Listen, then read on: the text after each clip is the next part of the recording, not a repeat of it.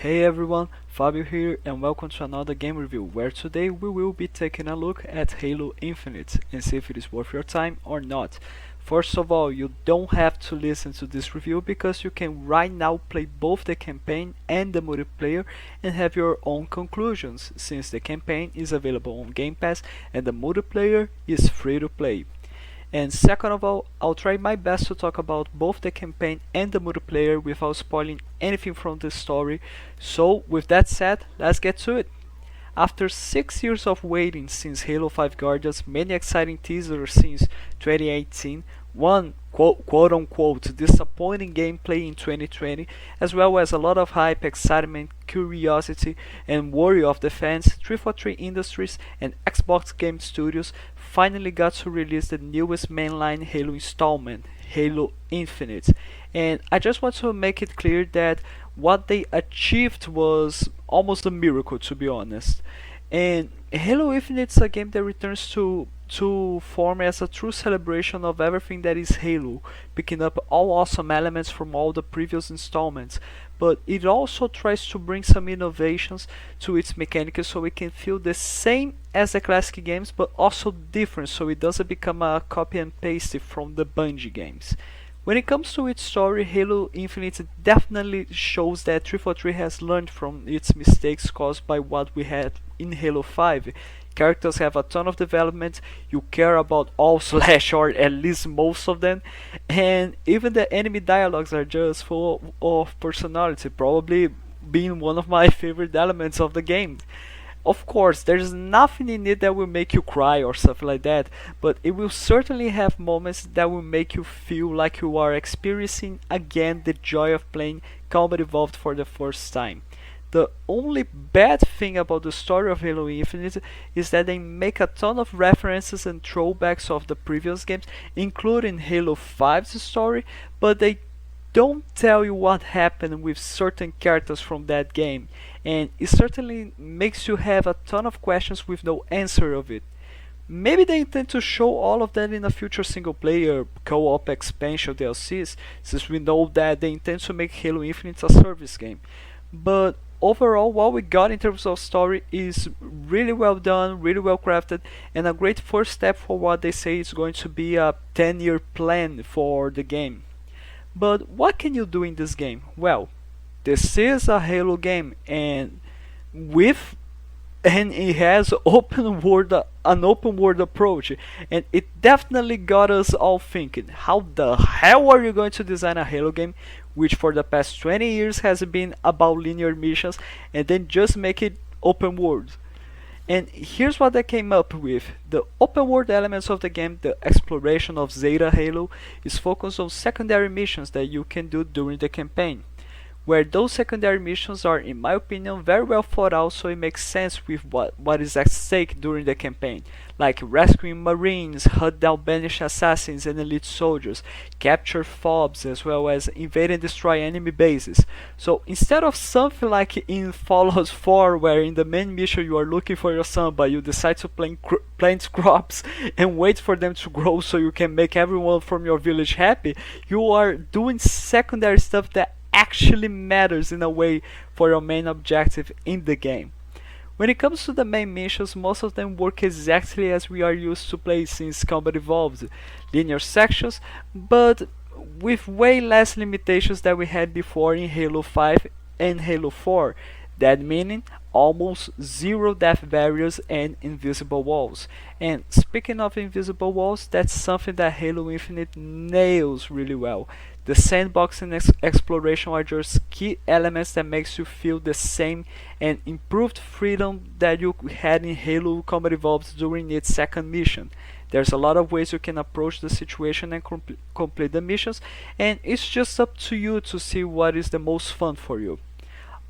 Obviously, not only you have your main and secondary missions, but you also have to explore the Halo ring by looking for collectibles like audio logs, which will give you more info of the story in a way where it doesn't interrupt the gameplay. armor Spartan cores, which work as skill points for you to level up your equipments, like for example your shields or your grapple hook. Skulls, which are extremely well hidden. So far I've only managed to find one skull.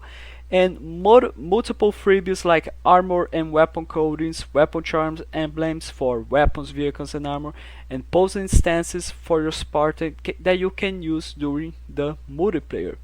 Sadly, no armor changes or big customization items like the ones you get in the battle pass or in the shop.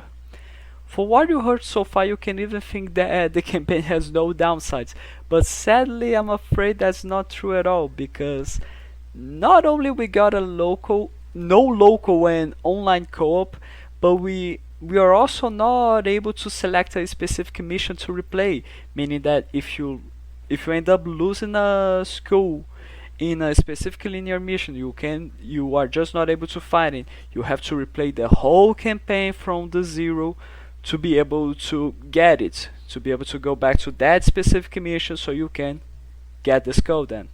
And even though the game is beautiful and has amazing environments, the game sadly doesn't have snowy mountains or desert, and it doesn't have like big wildlife creatures like buffaloes or stuff like that. Like, that's not a problem to me actually, but I think it's good to let you know, just so you don't get the impression that the game is repetitive. But again, maybe we will have new regions from future DLCs. I don't know. Let's see what happens. With that said, let's talk about the multiplayer, and I'll take this chance to talk as well about the gameplay. It's awesome. Simple as that. It's awesome, but it's not perfect. Like, since the first tech preview I had a feeling that we are dealing with something quite special, a modern day Halo with modern day mechanics, but that doesn't ignore what made the previous games great, and where all of its gameplay mechanics work really well with it. After years of discussion about the art style and spreading, the fight is now finished. It works really well, but sadly the game just has its problems when it comes to the multiplayer, and I think we all know that. Like, the game was released with only 10 maps, kind of broken custom games, 4 playlists: quick play, big team battle, ranked, and bot camp, where in quick play we are not able at all to select the game mode that we want to play, a progression system that is just not good at all, based only on completion of challenges, kind of limited options for you to customize your Spartan, and a store with way too overpriced items.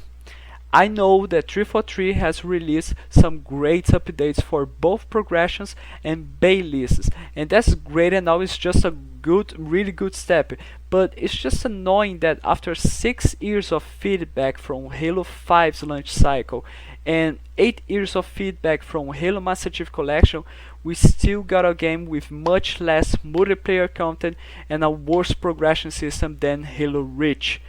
Disclaimer, I don't know if that's just the effects of modern gaming development, or if 343 decided to do something like that only to monetize the game, or even if they were planning on release bits of content just so they can have peak periods of player population in their game. I'm just saying that whatever the cause is, this model is annoying. But gladly 343 has noticed our feedback towards the issues and are going to be fixing all of those problems. At least there's that, and really well done. They've been doing a good job in my opinion, but there's so much for them to do still. Overall, Halo Infinite is just a great one, amazing game that will for sure make you feel like Halo is back. And even though the game has its problems and a lot of stuff that needs to be addressed as soon as possible, 343 seems to be listening to the feedback and giving fast answers towards them. The game that we got is amazingly solid and a great starting point for something even better. And I'm just so glad to finally be excited to play more Halo.